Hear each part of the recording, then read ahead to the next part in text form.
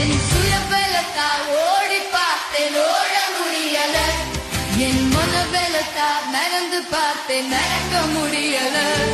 என் தோள் பலத்தால் சுமந்து பார்த்தேன், சுமக்க முடியல. என் தோள் பலத்தால் சுமந்து பார்த்தேன், சுமக்க முடியல. என் கால் பலத்தால் கடந்து பார்த்தேன், கடக்க முடியல. என் கால் பலத்தால் கடந்து பார்த்தேன், கடக்க முடியல. நடத்தி வந்தீங்க, ஆனாலும் நடத்தி வந்தீங்க. நான் எதை குறித்து நான் பேச போறேன்னா, இடைவெளியில் நிற்க ஒருவனை ஆண்டவர் தேடுகிறார். ஆமென். இடைவெளி நிற்கிற அப்படின்னா என்ன அர்த்தம் சொல்ல பார்ப்போம். இடைவெளி நிற்கிற ஒருவனை ஆண்டவர் தேடுகிறார் அப்படின்னா அந்த கேப்ல நிக்கிறது. ஆமென். கேப்ல நிக்க ஆண்டவர் நம்ம வாழ்க்கையில கூட ஆண்டவர் அந்த அவ்விதமாய் ஒரு இடையிலே நிற்கிற ஒரு மனுஷனை ஆண்டவர் தேடுகிறார்.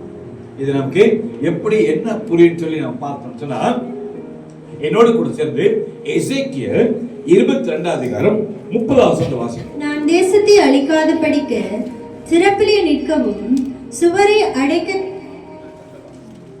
அடைக்கவும் தக்கதாக ஒரு மனுஷனை தேடினேன், ஒருவனையும் காணேன்.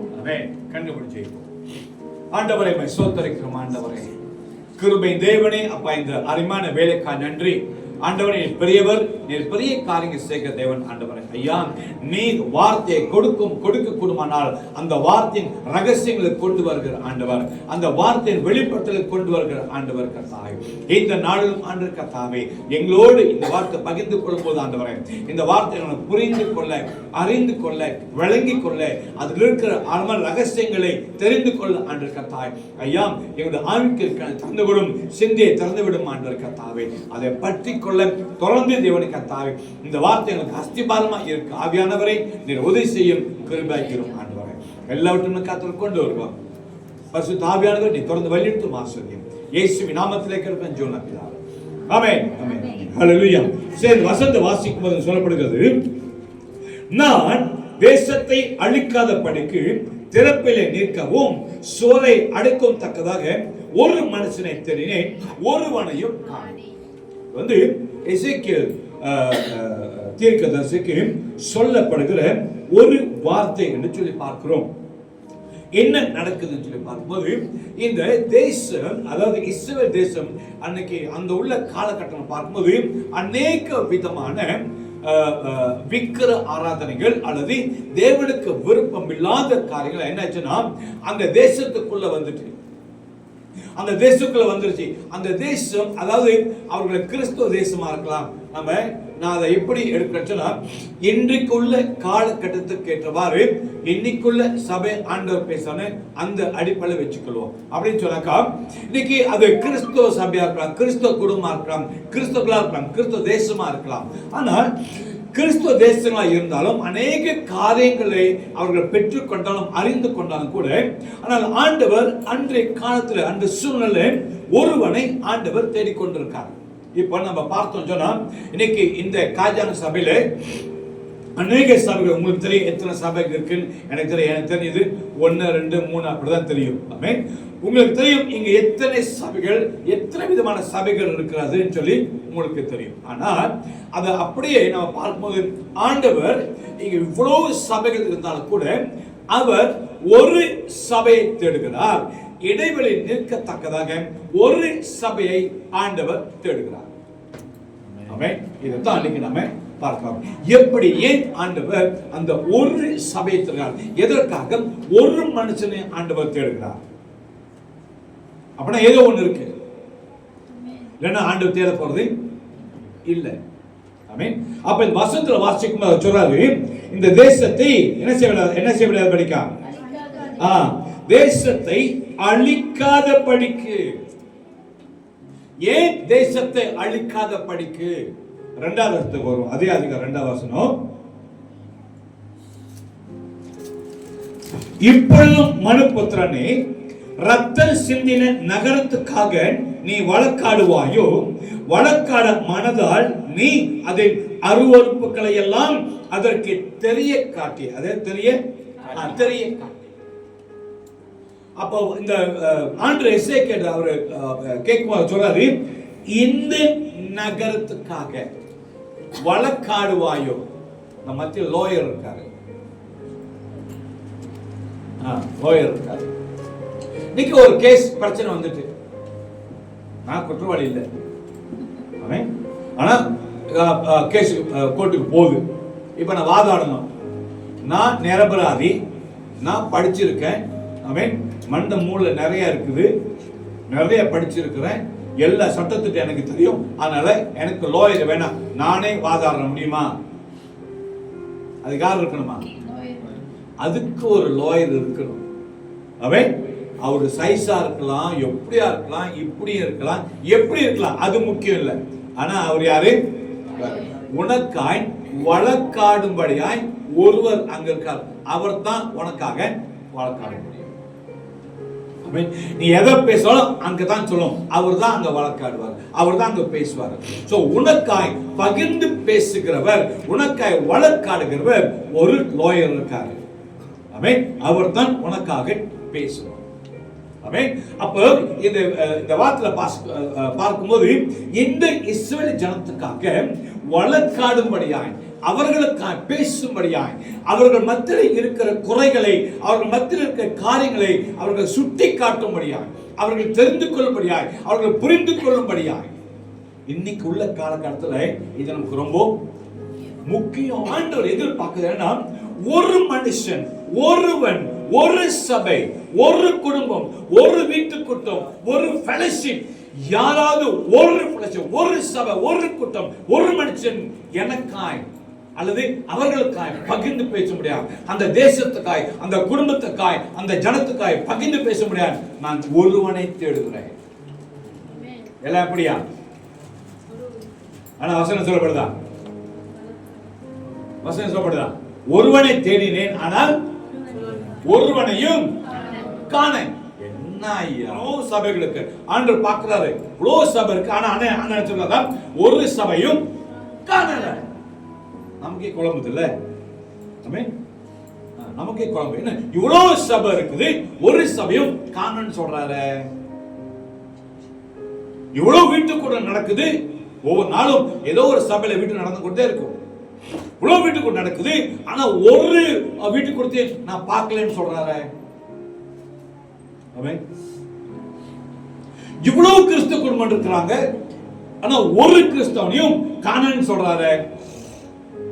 கேட்க நமக்கு கொஞ்சம் வருத்தமா இருக்கும், யோசிக்கிற தன்மை கொண்டு வருகிறது. அப்படின்னா ஆண்டவர் எந்த விதமான சபைத்தரை யாரை தேர்றாரு, எந்த குடும்பத்தை தேர்றார், எந்த சபையை தேடுகிறார்? அப்போ அந்த சபை நடுநிலை வகிக்கிற சபையாய் காணப்பட வேண்டும். இன்னைக்கு இயேசு பார்க்கும்போது இயேசு கிறிஸ்துவும் நடுநிலை வகித்தவராய் இருக்கார். யார நடுநிலை வகித்தார் சொல்லுங்க பாப்போம். இயேசு கிறிஸ்து யார் யாருக்கா நடுநிலை வகித்தார்? நமக்காய் யார்கிட்ட பகிர்ந்து பேசினாரா? பிதாவின் இடத்துல பகிர்ந்து பேசினார்.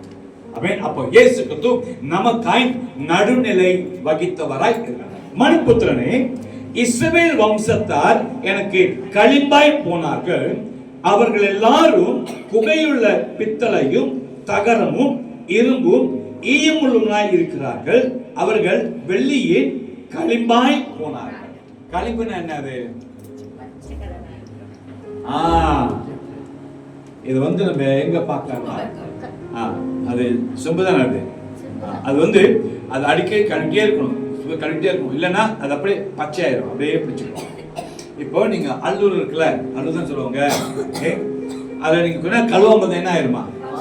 அப்படியே பாசம் பிடிச்சிடும். பாசப்படிச்சு எப்படி இருக்கும்? நடக்கு மத்து மத்துன்னு இருக்குமா? ஓ மத்து மத்து இருக்கு நடக்குது, அப்படியா? என்ன வருமா? கவுத்து விட்டுரும், எலும்பு உடைச்சிரும்.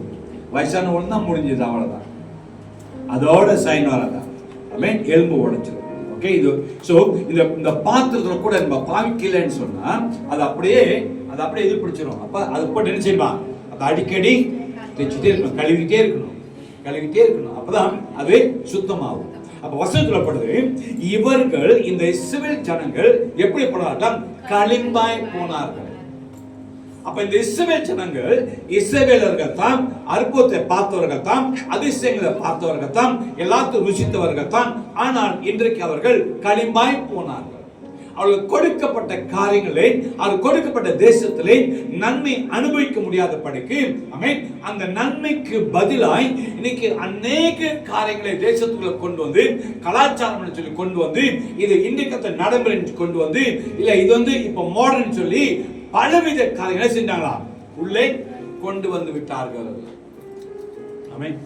Modernise, modern.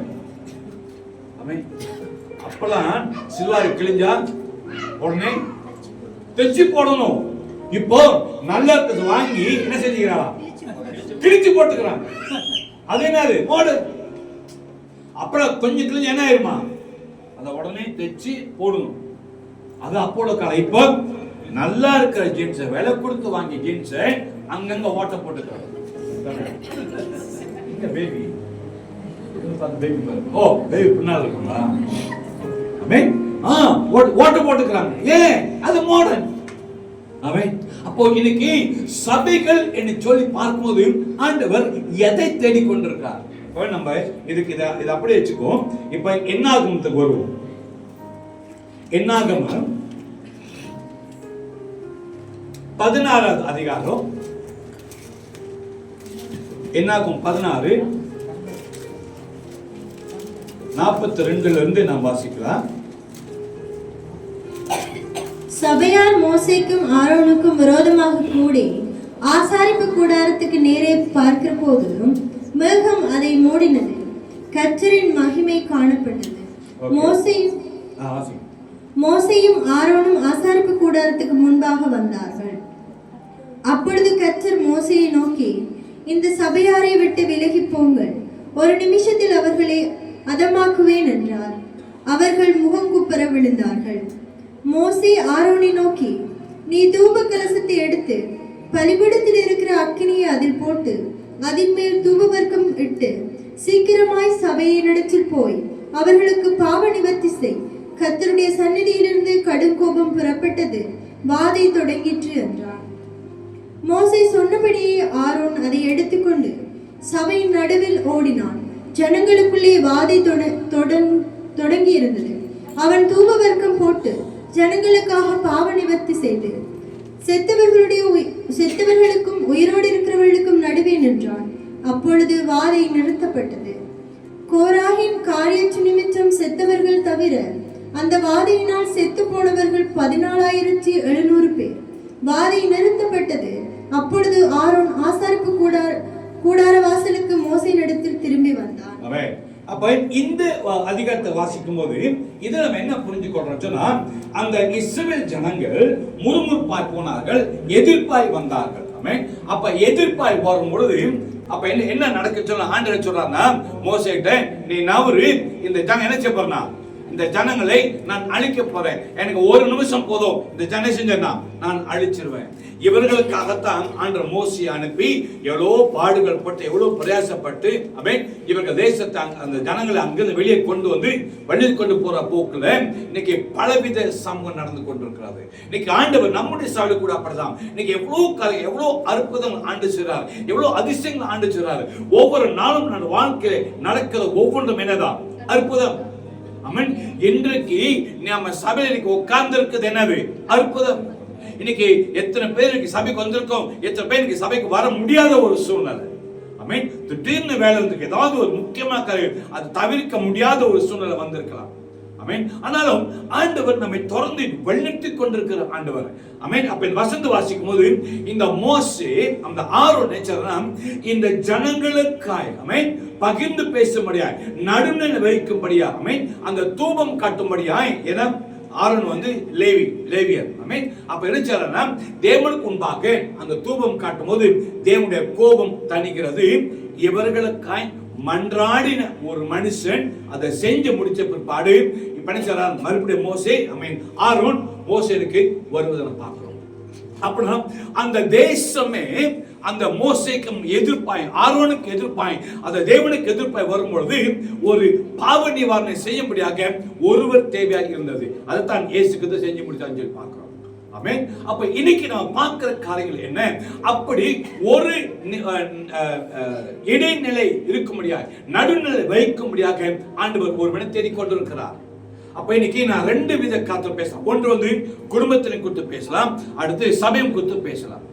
ஆமென். இன்னைக்கு கிறிஸ்தவர்கள், ஆமென், இன்னைக்கு குடும்பம் சொல்லி பார்க்கும்போது இன்னைக்கு ஒவ்வொரு கிறிஸ்தவ குடும்பத்திலும் எத்தனை விதமான போராட்டங்கள், பாடுகள், உபத்திரங்கள் வருது. நாங்க அடிக்கடி நம்ம ரொம்ப இண்டோனிச்சால சொன்னால எனக்கு நிறைய சாட்சிகள் இருக்கும். அங்க நடந்த சில சம்பவங்கள். ஒரு சில மாசங்கள் முன்பாக நான் மேலாண்ட ஒரு தேசத்துக்கு போயிருக்கும்போது அங்க ஒரு சகல் வந்து பார்த்தாங்க. பசங்க உங்கள்கிட்ட கொஞ்சம் கவுன்சிலிங் வாங்கணும். சரி, அப்போ அவங்க பேசிக்கொண்டு அவங்க சொன்னாங்க, பாஸ்டர், கிறிஸ்தவ குடும்பம், அவங்க சபையில ஊழி செய்றவங்க. சொன்னாங்க, பாஸ்டர், நான் சபையில ஊழி செய்றேன், வீட்டுக்கார் வந்து சமைச்ச வருவார் வரமாட்டார், இப்படிதான் போய் கொண்டிருக்கு. ஸோ என்னால் தாங்க முடியல. ஸோ எப்போ பார்த்தாலும் பிரச்சனை தான். ஸோ அதனால நான் ஊழி கூட செய்ய முடியல. ஸோ நான் என்ன செய்ய போறேன்னா, நான் விவாகரத்து செய்ய போறேன், டிவோர்ஸ் பண்ண போறேன். நீங்க சொல்லுங்க பாஸ்டர், எப்படி, என்ன பதில் கொடுப்பீங்க நீங்க? சரிம்மா, டிவோர்ஸ் பண்ணுங்க, நான் வந்து பிளஸ் பண்றேன் அப்படி சொல்ல முடியுமா? முடியாது. சோ இவங்க பேசும்போது இவங்க சபையில ஊழி செய்றவங்க. ஆமென். அப்ப சபையில ஊழி செய்றவங்க இந்த போராட்டம் பிரச்சனை வரும்போது இதை எப்படி மேற்கொள்ள தெரியல. அப்ப இவங்க சுலமான வழி என்ன சொன்னா, டிவோர்ஸ் முடிஞ்சது. இன்னைக்கு தமிழங்க எவ்வளவு டிவோர்ஸ் இருக்கு தெரியுமா? லாயருக்கு தெரியும் எனக்கு எவ்வளவு கேஸ். ஒரு காலத்துல அது இருந்துச்சா தமிழகத்துல? ஆமென். கல்லானாலும் கணவன், உள்ளானாலும் புருஷன், என்ன அடி உதச்சாலும் விட்டு கொடுக்கவே மாட்டாங்க. இப்ப கையை வாங்கினாலுமே டிவோர்ஸ் ரெடியா, போலீஸ் இப்போ பண்ணிடுவேன். ஆமென். எவ்வளவு மோசம் போயிட்டு இருக்கு தமிழ் சமுதாயம், எவ்வளவு சீர்குலைஞ்சு போயிருக்கு. சரி, தமிழ் தான் ஒடுமை, தமிழ் கிறிஸ்தவர்களுக்கு ஒருமை. கிறிஸ்தவர்கள் எவ்வளவு மோசமா இருக்கு. கிறிஸ்தவ கேஸ் எவ்வளவு டிவோர்ஸ்ல இருக்கு, எவ்வளவு கேஸ் போய்கிட்டு இருக்கு. ஆமென். அப்ப ஏன் இது நடக்குது? எதுக்காக? இன்னைக்கு நம்ம என்ன செய்றோம்? இன்னைக்கு குடும்பத்துல ஒரு பிரச்சனை வரும்போது அந்த பிரச்சனை எங்க கொண்டு வரும்? சபை கொண்டு வந்துரும். கொண்டு யாத்தால கட்டிடுவோம், இவன் தள்ள கட்டிடுவோம். ஆமென். இவன் தள்ள கட்டிட்டு பாஸ்டர் ஜெபம் பண்ணுங்க பாஸ்டர், என் குடும்பம் இப்படி பாஸ்டர் அப்படி பாஸ்டர், நீ ஜெபம் பண்ணுங்க பாஸ்டர். ஆனா பிரச்சனை தீரல. கடைசி என்ன செய்வோமா? என்ன செய்வோம்? இந்த பாஸ்டர் சரியில்லை, இந்த சபை சரியில்லை, நான் சொன்னேன் இவர் ஜெபிக்க தெரியல, அப்படி ஜெபம் பண்ணா ஒண்ணுமே இல்லை, நான் பார்க்கிறேன் சபையில ஒண்ணும் இல்லை. ஆனா என்ன செய்றேன்? வேற சபைக்கு மாறி போயிடுறேன். இந்த சபை இங்க இப்படி நடக்குது, அங்க அப்படி நடக்குது, இப்படியே போய் கொண்டிருக்கும். ஆனால் ஆண்டவர் உன்னோட குடும்பத்துக்காய் நடுநிலை வைக்கும்படியாய் ஒருவனை தேடிக்கொண்டிருக்கிறார். உன் குடும்பத்துல ஒருவனை தேடுறாரு. அது கணவனா இருக்கலாம், அல்லது மனைவியா இருக்கலாம். உன் குடும்பத்தின் பிரச்சனை மேற்கொள்வதற்கு, உன்னுடைய பிரச்சனை மேற்கொள்வதற்கு ஆண்டவர் ஒருவனை உன்னுடைய குடும்பத்தில் தேடுறார். அப்போ உன்னுடைய குடும்பத்தின் நடுநிலை வைக்க முடியாது இருப்பது யாரு? பாஸ்டரா? உன்னுடைய குடும்பத்திலே நடுநிலை வைப்பது யாரு? உன்னுடைய குடும்பத்தில் ஒருவர் தான். ஆமென். அத வந்து பாஸ்டர் கொண்டு வரலாம், உங்க குடும்பத்துக்கு பாஸ்டர் கொண்டு வரலாம், அது தப்புன்னு சொல்லல. ஆமென். ஆனால் அவர்கள் உங்களுக்காக ஜெபிப்பார்கள், ஆலோசனை கொடுப்பார்கள். இதுதான் உங்களுடைய குடும்பத்துல வந்து கை வைக்கதோ, உன் குடும்பத்தை நடுவு வைக்க முடியாது. நல்லா புரிஞ்சுக்கணும். இன்னைக்கு சபைகள் ரொம்ப பாதிக்கப்படுது, ரொம்ப பிரச்சனை போகுது. ஏன்னு சொன்னா அதை கொண்டு வந்து அப்படியே பாசத்துல கட்டிட்டு, ஆமென், இவங்க அப்படி இப்படி சொல்லி இது ஒண்ணு நடக்கல, அப்படியே போய்கிட்டே இருப்பாங்க. ஆமென். அப்படி அல்ல. அப்ப ஆண்டவர் எதிர்பார்க்கிறது அந்த குடும்பத்திலே ஒரு கிரியை செய்யும்படியாக, ஒரு அற்புதம் செய்யும்படியாக, உனக்கு இருக்க பிரச்சனை மேற்கொள்வதற்கு ஆண்டவர் உன்னுடைய குடும்பத்தில் ஒருவனை தேடுகிறார். அதுதான் முக்கியம், அதுதான் தேவை. ஆமென். நெகேமியா 4:14 வாசிக்க பார்ப்போம்.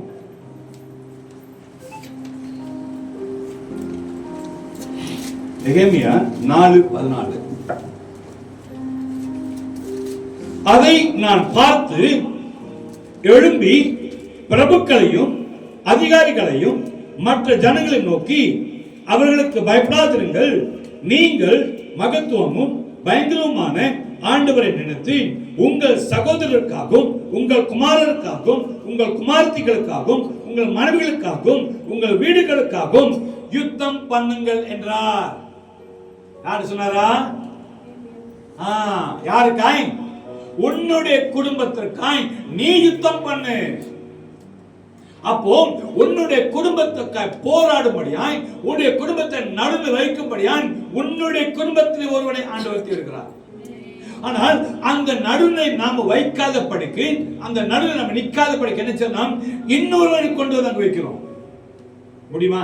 அது பாஸ்டா இருக்கட்டும் இல்ல, ஆமென் இல்ல. அப்ப இன்னைக்கு சபைகளை குடும்பங்களை பாதிக்கப்படுறது நிறைய. குடும்பத்தை வர்ணிக்க முடியல, ஹேண்டில் பண்ண தெரியல. இன்னைக்கு மனைவி பிரச்சனை, அல்ல கணவன் பிரச்சனை, அல்ல பிள்ளைகள் பிரச்சனை. பிள்ளைகள் பிரச்சனை தாய் தகப்பன் நீங்க நடுவில் வைக்கணும். அந்த பிள்ளைகளுக்கு அவனோட குடும்பத்துக்கு நீங்க ஜெபிக்கணும். ஆண்டவர் நீ தான் உன்னோட குடும்ப நடுவில் வகிக்கும் சொல்லி ஆண்டவர் விரும்புகிறார். அப்போ என்னுடைய குடும்பத்துக்காய் நான் ஒருவன் தடை செய்ய முடியுமா? நடுநிலை வைக்க முடியும். அது எந்தவித போராட்டமா தான் சேர்ந்தா, உன்னோட வியாபார பிரச்சனையா, பைனான்சியல் பிரச்சனையா, சபைக்கு வந்து ஜெபிக்க சொல்ற நல்லது, சபைக்கு ஜெபிக்க சொல்ற நல்லது. ஆனால் உன்னுடைய வியாபாரத்துக்காக, உன்னுடைய பணத்தேவைக்காக, உன்னுடைய காரியங்களுக்காக நீங்க தான் நடுவில் வைக்கணும். நீங்க தான் போராடணும். வசனப்படுது, நீ போராட வேண்டும், யுத்தம் பண்ண வேண்டும் சொல்லப்பட்டிருக்கு. ஆமென். அதான் வசனம் பார்க்கணும் பாருங்க. யாரா இருக்குன்னா, உங்கள் சகோதரருக்காகவும் உங்கள் குமாரருக்காகவும் உங்கள் குமார்த்திகளுக்காகவும் உங்கள் மனைவிகளுக்காகவும் உங்கள் வீடுகளுக்காகவும் யுத்தம் பண்ணுங்கள். அப்பனா நீங்க தான் யுத்தம் பண்ணணும், நீங்க தான் ஜெபிக்கணும். உடைய குடும்பம் மாறணும்னு சொன்னா, உடைய குடும்பத்துல சமாதானம் இருக்கணும்னு சொன்னா, உடைய குடும்பத்துல சந்தோஷம் இருக்கு சொன்னா, அது உங்களுடைய கருத்துல இருக்கிறது. மனைவி சரியில்லை, சரி கணவன் நீங்க சரியா இருக்கீங்க இல்லையா, நீங்க நடுவில் வைக்கணும், நீங்க ஜெபிக்கணும். இல்ல பாச என் கணவன் குடிக்காரன் பாச, நீங்க குடிக்கல, கணவன் குடிக்காரன், சரி ஓகே நீங்க குடிக்கல தானே, ஓகே நீ நடுவில் வைக்கி, நீ ஜெபம் பண்ணி ஆனா மாத்து வருவா. மாத்த மாட்டாரா? சொல்ல மாட்டீங்களே, மாத்து வருவார். அப்போ நீங்க நடுநிலை வகிக்கும் பொழுதுதான் ஆண்டவர் அற்புதம் செய்கிறவர். ஆமென். ஆண்டவர் அற்புதம் செய்கிறவர். அப்போ உன்னுடைய குடும்பத்துக்காய் வழக்காடுகிற அந்த கிருபையும் அந்த அதிகாரத்தையும் யாருக்கு ஆண்டு கொடுத்திருக்காரா? உன்னுடைய கர்த்தரே கொடுத்திருக்கிறாரு. ஆமென். வசனப்படுது, நீ யார் மீது கரம் வைக்கிறீரோ அவர்கள் அப்பவே செத்து போயிடுவார்கள். அப்படியா? சொல்ல மாட்டீங்களா? யார் மீது கரம் வைக்கிறீர்களோ அவர்கள்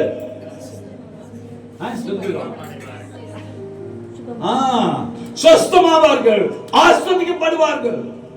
நீ யார் மீது கரம் வைக்கிறீரோ, ஆமென், எப்படி என்ன வாங்கலாம்? சுஸ்தமாவார்கள். சில பேருக்கு ஜெபிக்கிறது சில போயிருக்கு, உண்மைதான். ஆமென். அதனால நம்ம பழியாக முடியாதுல்ல. ஆமென். ஒரு வகை தீர்ப்பு பண்ணணும். உன்னோட ஜெபம் கடைசி ஜெபமா அவங்களை எங்க கொண்டு போயிருக்கு? பரத்துக்கு கொண்டு போயிருக்கு. சந்தோஷம். ஆனா வசனப்படுது, யார் மீது கரம் வைக்கிறதோ அவர்கள் ஆசீர்வதிக்கப்படுவார்கள். நீ எங்க கை வைக்கிறியோ அதே செய்யுமா, ஆசீர்வதிக்கப்படும். ஆமென். இரட்டிப்பான கத்தை ஆண்டவர் கொண்டு வருவார். உன்னுடைய கரத்திலே அந்த அதிகாரம் இருக்கிறது. ஆமென். அல்லேலூயா. உன்னுடைய கரத்தில் இருக்கிறது. உன்னுடைய குடும்பத்துக்காக நீங்க தான் மன்றாடணும், நீங்க தான் ஜெபிக்கணும். பாஸ்டர், என் பொண்ணுக்கு நல்ல வரம் கிடைக்கவே இல்லை பாஸ்டர், நான் எங்கெங்கே தேடிட்டேன் பாஸ்டர். ஜெபம் பண்ணுங்க பாஸ்டர், ஜெயிப்பார்லாம், அது பிரச்சனை இல்லை பாஸ்டர். முடிஞ்ச உபவாசத்தை ஜெபம் பண்ணுங்க பாஸ்டர். ஆனா இவங்க உபவாசமே உபவாசம் நான் இதற்கு உபவாசம் எடுத்ததே இல்லை பாஸ்டர். நீங்க எடுங்க பாஸ்டர், நான் அடிக்கடி உபவாசம் எடுப்பார்ல. நீங்க கேளுங்க, அது அது ஆண்டு கேட்பாரா ஜெபத்தை? ஆண்டு கேட்க மாட்டாரு. அப்ப என்ன சொல்லுவோம்? இந்த பாஸ்டர் சரியில்லை, இந்த சபை சரியில்லை, இந்த ஊழியக்காரங்க சரியில்லை, இது சரியில்லை, அது சரியில்லை. ஆனா நமக்கு கொடுக்கப்பட்ட அதிகாரத்தை நம்ம என்ன செய்யணுமோ அதை செய்யணுமா, அதை மிஸ் பண்ணிட்டோம். அப்போ நம்முடைய குடும்பத்துக்காய் நம்ம தான் நிக்கணும், நீங்க தான் பேசணும், நீங்க தான் மன்றாடணும், நீங்க தான் போர் செய்யணும். நீங்கள் போர் வீரர், நீங்கள் அழைக்கப்பட்டவர்கள், நீங்க தெரிந்து கொள்ளப்பட்டவர்கள்.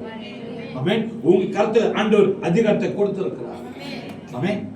என்ன விசுவாசமானால் என்னோட மேலான காரியங்களை செய்வீர்கள், பெரிய காரியங்களை செய்வீர்கள். ஆமென். பெரிய காரியங்கள் செய்வீர்கள். அந்த அதிகாரம் யார்கிட்ட இருக்கா? நம்ம கையில இருக்குது. ஆனா எப்படி பயன்படுத்துறோம்? குடும்பத்துல எவ்வளவு பிரச்சனை இருக்கு தெரியுமா?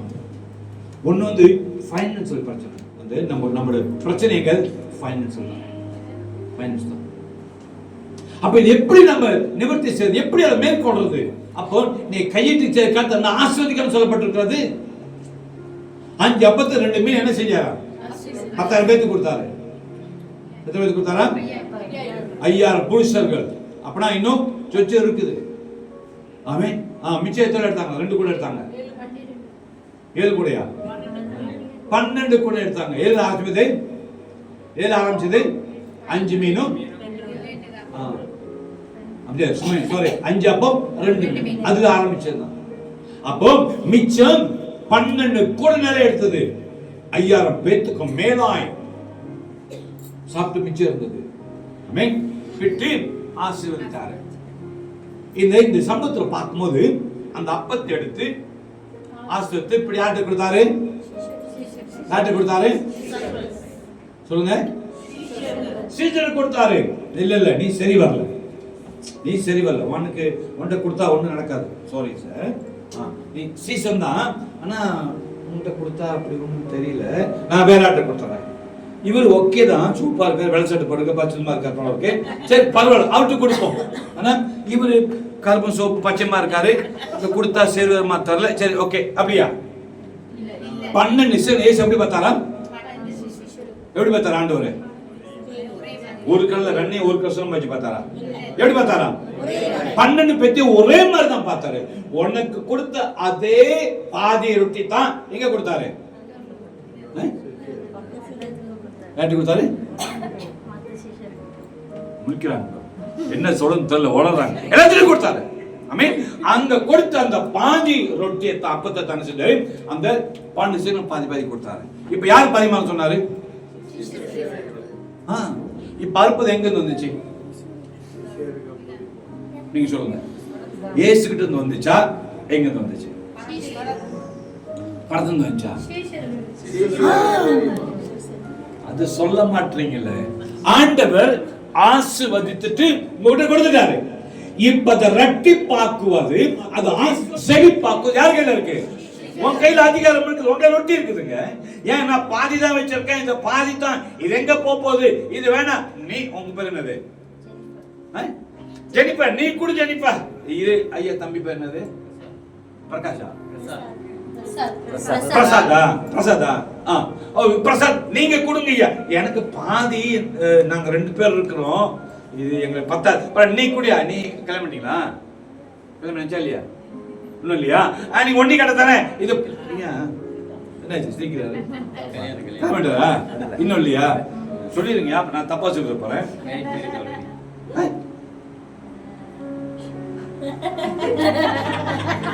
ரொம்ப எனக்கு வேணாம், லாயர் எடுத்துக்கோ. ஓகே, சப்ஜெக்ட் மேல மேல பெரும் இருக்கு. Okay, so what? இல்ல பரவாயில்லையா, நீங்க ஒண்டி கடை தானே, சரி ஓகே பரவாயில்ல, நீங்க கொடுத்துருங்க, நான் வச்சுக்கிறேன். அப்படி இல்லைங்க. அந்த அப்பத்தை ஆளுக்கு பாதி கொடுத்து என்ன சொல்ல ஆண்டவர் சொல்றாரு? என்ன செய்? நீ பரிமாறு. ஏன்னா ஆண்டவர் உன்னுடைய கையில அதிகாரத்தை கொடுத்துட்டாரு. இப்ப அதிகாரத்தை பயன்படுத்துறது உங்களுக்கு கருத்து இருக்கிறது. இதை பயன்படுத்துறது உன்னுடைய கருத்து இருக்கிறது. உன் குடும்பத்துக்கு உன் குடும்பத்தை வழிநடத்துறது, உன் குடும்பத்தை மாற்றுகிற அதிகாரம் உன்னுடைய கருத்து இருக்கிறது. இப்ப அந்த குடும்பத்தை மாற்றும்படியாக செய்கை யார்கிட்ட வரணுமா? செய்கை என்கிட்ட வரணுமா? என்கிட்ட இருக்கணுமா?